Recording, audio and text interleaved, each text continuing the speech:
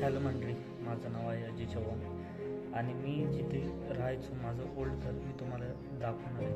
तर तुम्ही video skip नका करू, व्हिडिओ पूर्ण बघा. ज्या घरामध्ये आम्ही खूप कष्टाचे दिवस काढले त्या घराची कहाणी वेगळीच आहे आणि आज 25 वर्ष आम्हाला बदलायला लागलं, त्या घरातून निघायला लागलं. आज ते घर तुम्हाला दाखवणार आहे.